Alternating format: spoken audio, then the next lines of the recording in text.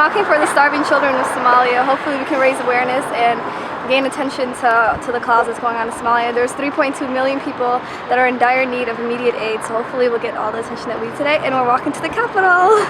Alright. The message that I would like to send out to everybody out there is that we should never forget about where we came from. We should never forget about those that are dying, those that have passed. The fact that there's 30,000 kids that just died in 1 month, and those are our brothers and sisters that are also dying.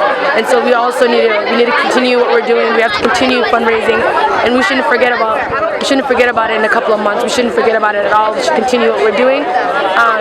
The walk was very wonderful. It wasn't close to the amount of pain and endurance that people walk from hundreds of miles from Muqdisho to Dadaab camp, but we did 6.8 miles while fasting, and inshallah that could give us a little bit of a feeling that people went through, that we went through.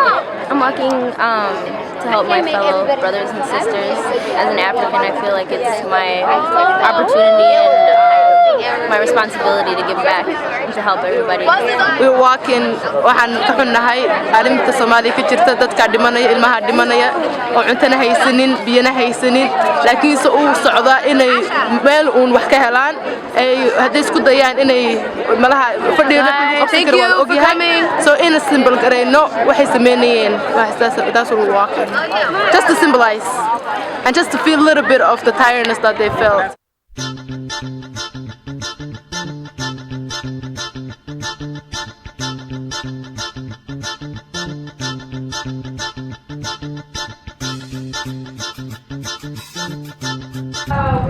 First of all, we would like to thank all the people that have helped put this event together, because it serves as a welcoming wake-up call. And I think it is a fantastic job getting the message across that we do need to do our part in helping our people back home. And this is a very vital and important time for us to actually stand up and not only get our 2 cents out there, but be a voice for those people and do whatever we can, raise awareness, send funds, donations, whatever it is that we can do.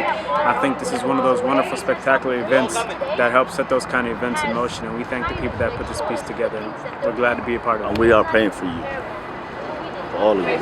maanta waxaa lagu geenay 6 miles waxaa lagu geenay inaan dadka u sheegnay inay Soomaaliya caawin u baahan tahay in caawin loo geeyo dadka terrorism bas ay ka og yihiin Soomaaliya waxa soo waxaa doonayna dadku sheegnay in dad Soomaali xagan degan yihiin oo caawin karaan dadka Soomaalida.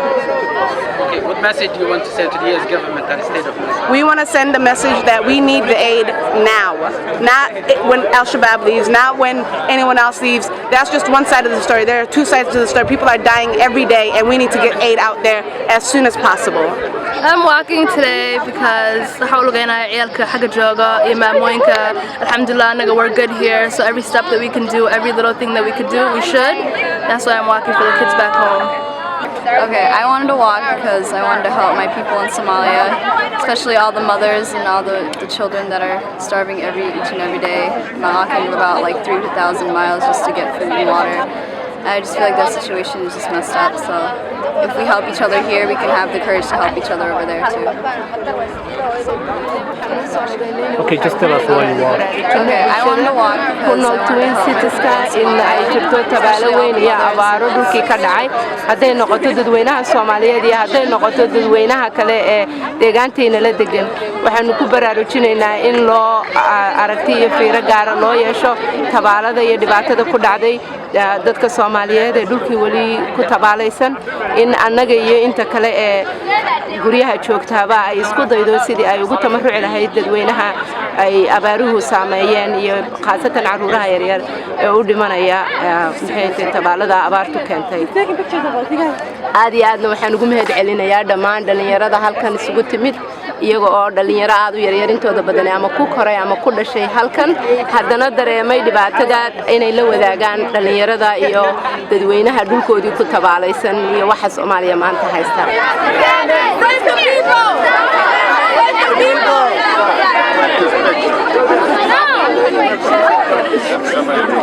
Let's go.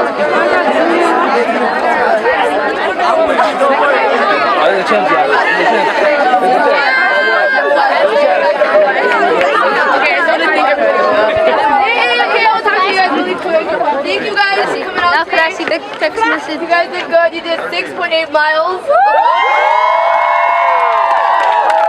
And you did it while fasting, majority of you guys, which is awesome. You didn't pass out. Nobody passed out. Hey, you guys, this is awesome. You did really good. I'm so proud of all of you. Thank you guys. One more time, cheer for you guys. And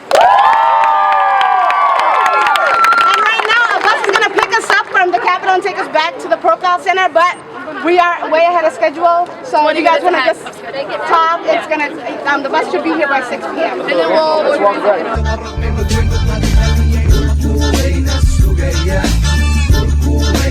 Sugaya